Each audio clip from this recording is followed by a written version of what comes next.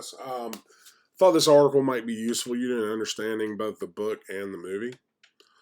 I'll try to make this lecture a little bit more coherent than the last one. I don't know. I couldn't get my thoughts in order, but this one is just focusing on politics and technology in Blade Runner. All right. I've highlighted what I thought would be useful sections of this essay for you, so that's what I'm going to hit here on the lecture. You can read it, of course, on your own as you watch the video. But what this points out is, like any big modern city, Ridley Scott's Los Angeles of 2019 is saturated with technologies. In fact, it is most striking for its layering of technology styles, lifestyles, and ethnicities, which range from Oriental peasant altars and cook fires through 40s hats and building facades to off-world colonies and androids.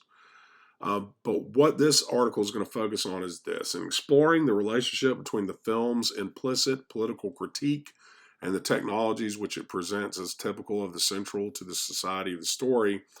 I will also inevitably show how the film's technologies tie the details together to create such a powerful sense of a real place. So we're going to be looking at what the technologies and things imply about politics, and also how it creates this idea.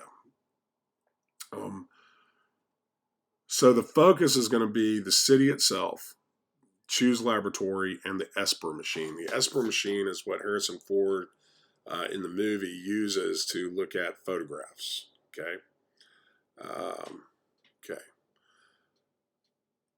So in an interview, the director Ridley Scott was being interviewed by a guy named Kennedy, and he said, the city's very crowded, eclectic, full of hybridized details, especially in architecture and streetscapes. And Ridley Scott replied, I think that's what's going to happen. The influence in LA will likely be very Spanish and a big cross influence of Oriental. I think various groups are developing today, faction groups, which are religious, social, whatever, and punk. Some louts, keep in mind this is 1981. Some louts who develop their own little culture of protest, they will harden up so that there will be religious, political, social, and just nutcase factions.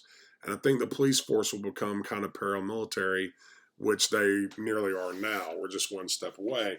I think he's right. The police, police a lot in this country have become paramilitary.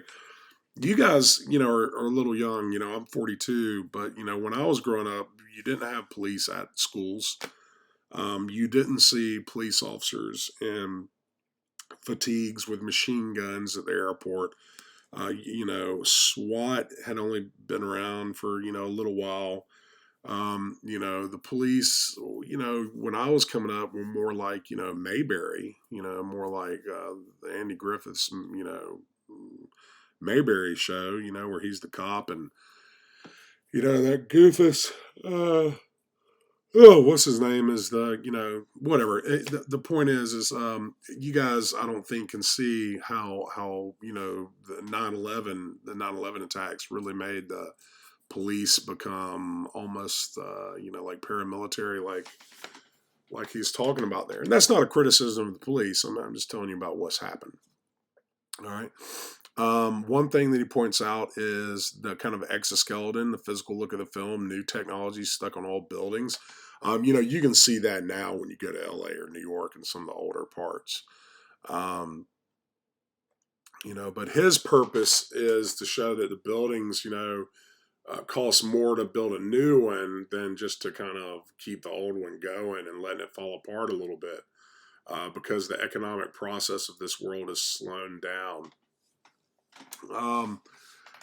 So one of the things he talks about is the new layered over the old, a crowded emptiness, which is dichotomy. When you have two things that don't seem to make sense together, like how can it be crowded and empty? That's called a dichotomy or a contradiction, as you know. But dichotomy is more two opposing forces, living in the same place. But whatever. So you have these crowded streets, but yet most of the city, most of the buildings are empty because most of the humans, have left. There's constant rain and darkness because all the factories have made like chemical clouds over the city. And so whenever you see rain in this movie, it's actually condensation off of, air conditioners air conditioners and other kind of technologies and the chemical clouds like up in the sky raining, essentially acid down. Um, the streets often seem kind of crowded, despite this emptiness. You know, Anybody eligible has already immigrated to colonies to other planets. So there's a political statement about who's left. So when you see a lot of Asians and a lot of Hispanics and kind of punk rockers and midgets, not midgets, I guess midgets is not politically correct. At the time, they would say midgets, but I guess people with dwarfism or people with pituitary gland dysfunction, whatever, little people in the film. Um, these are all people considered undesirable, so they weren't allowed to leave. And in the book, also this biological agent made people sterile, so they weren't allowed to leave. Um, so basically, this kind of idea ties in the idea of the Marxist philosophy and his critiques on capitalism that kind of say that these kind of contradictions where you have, all this space and empty buildings, but yet you have overcrowded poor people in the street are essentially inevitable under capitalism.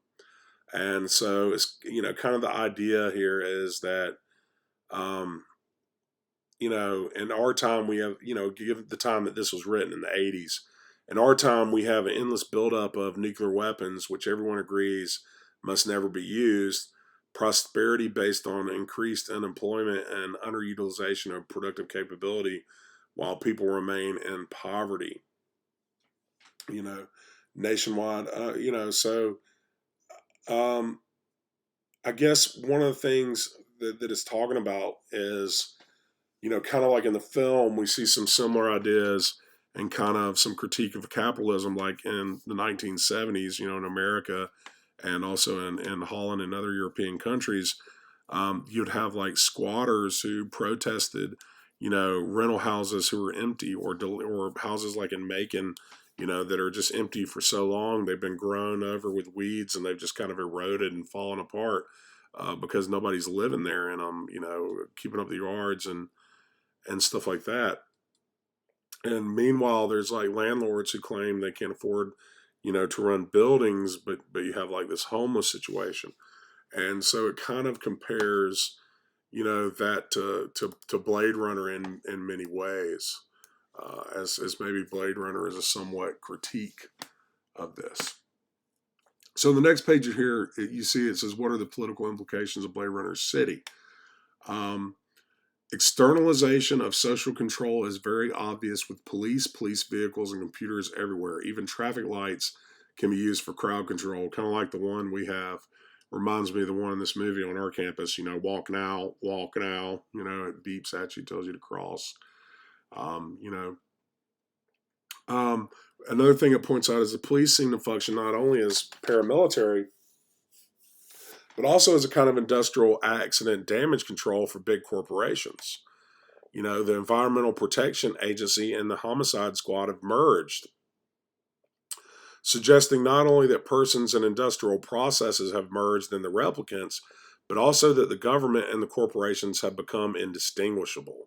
Advertisements for off-world colonies are identical in tone and delivery, for method to ads for Coca-Cola and drugs. In fact, the only government we ever see in this are cops, advertising, and garbage trucks. Um, you know, Both the filth that blows through the streets and the rains that pour down from the chemically polluted clouds, are all part of this. Um, okay. The Tyrell Corporation, at top of 19, if you notice, it describes as looking like a Mayan temple. I have an image of that here for you. Right? And it's only the rich and the powerful that are able to get up here, above the pollution where sunlight and the stars might be seen. Okay? All right? So the Tyrell Corporation, who makes all these humans, it kind of reminds us of the Temple of the Sun, reminding us of human sacrifice. That's where the opening scene takes place, where a cop, is about to decide the life of the fugitive Leon, and you have that kind of that violent shootout. It's almost like he's getting a lie detector test from a cop, but it's also like an IRS audit. It says here, um, you know, um, the police have the power in society to decide if people are not human and then to retire them. Which we find out later on that this Boyd comp test isn't so accurate. Maybe there could be humans killed by mistake. Maybe some humans can fail the test. Um, you know, the city itself is visually and acoustically intrusive. It has bright neon signs, advertisements, and spotlights that shine into your home. These loud noises you can't escape. In the next one, you'll see that advertisements are projected directly into people's ears. As you walk by, like a poster or whatever. Thought that was kind of interesting. Another piece of technology that's going to be examined here is the ESPER machine. ESPER as in ESP, extrasensory perception, which is really interesting device in this film. The ESPER machine is essentially something that only police have access to, and Decker gets to have it. And essentially, it gives you, the ability to take like a regular picture and be able to look around the corners and stuff like that and see other things that aren't even in the picture just based on what the computer can intuit and figure out. So this article points out that only 3 people in Blade Runner are able to see clearly and completely: Tyrell, the police, Deckard, and Roy Batty. They're the only people who are able to see things for they are, see the truth to things, have access to the technologies that let them see truth. Roy Batty is able to do it through his own kind of intelligence that he's been given, his nature, his questioning, his deduction. Points out at the bottom of the page here, Chu, the eye designer, the fact that his workshop is in a slum on a street and has advertising outside suggests that the idea of creating life has become manufacturing based. Even Sebastian in his own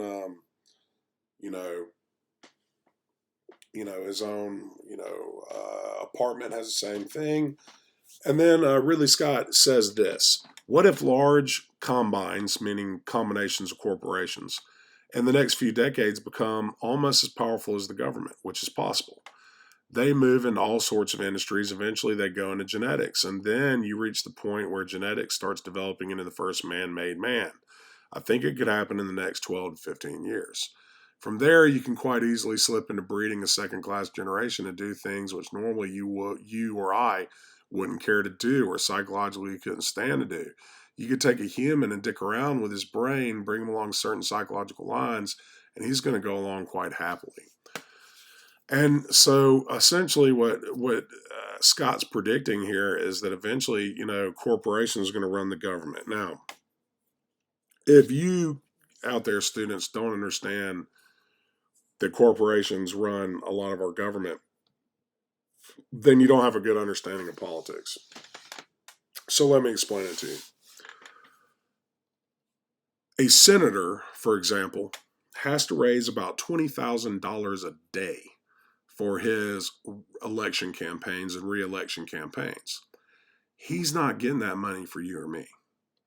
He's either getting that money from, Wall Street banking organizations like Goldman Sachs, Bank of America, all those, banks. They're getting that information from big oil, big gas, big coal. Some parties are getting it from, more like green industries, like solar panels, stuff like that.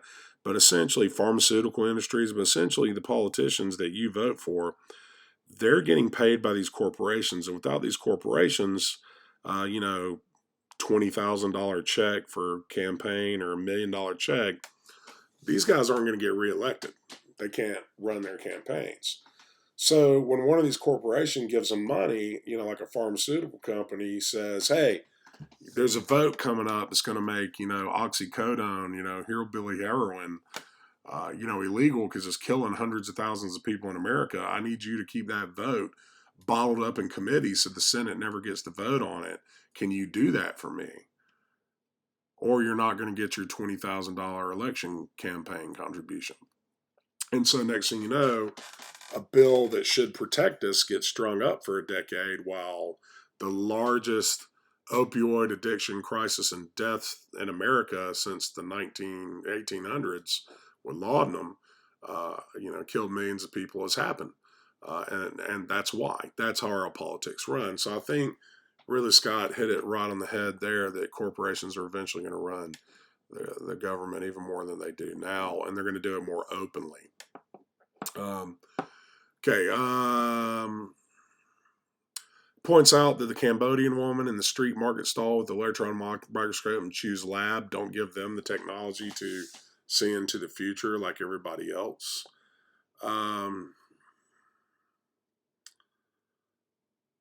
Okay, it points out that Rachel is Tyrell's experiment in proving control. He gives her implanted memories of family because this need for connection is the itch you can never scratch, as Leon calls it, which makes replicants undependable. The slave's itch for freedom is also an itch for human connection to replace the commodity relationships of slavery. So basically, by not knowing you're a replicant, that itch you can never scratch is deleted. You no longer see yourself as a slave. So that gives Tyrell more power over his creations and makes him more perfect of a creator. It also breaks down, what Roy Batty and these guys are. It basically suggests that these replicants are cheap, but they're also very useful. So they're cheap to produce, but useful when they are produced. We know that there are at least 4 models. We know there's a military model, a combat colonization defense model, a nuclear fission loader, a waste engineer, the political assassin, and the standard military pleasure model, the prostitute, or essentially. So we know at least that there's kind of like a sense of kind of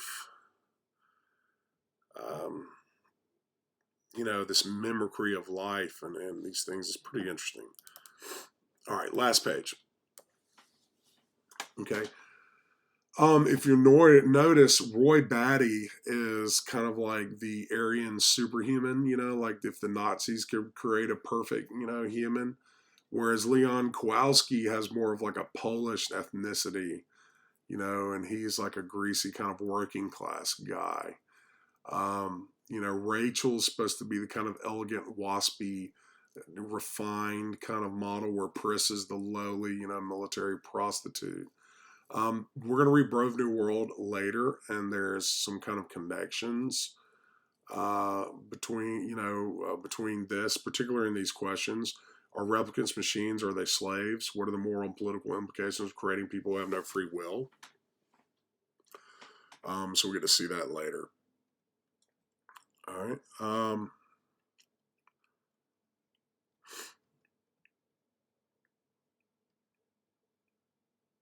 Okay, I think that's about it for this one. I hope that these articles, if you read them, here's a little bit of the bottom cut off for you guys. Sorry, cut this off.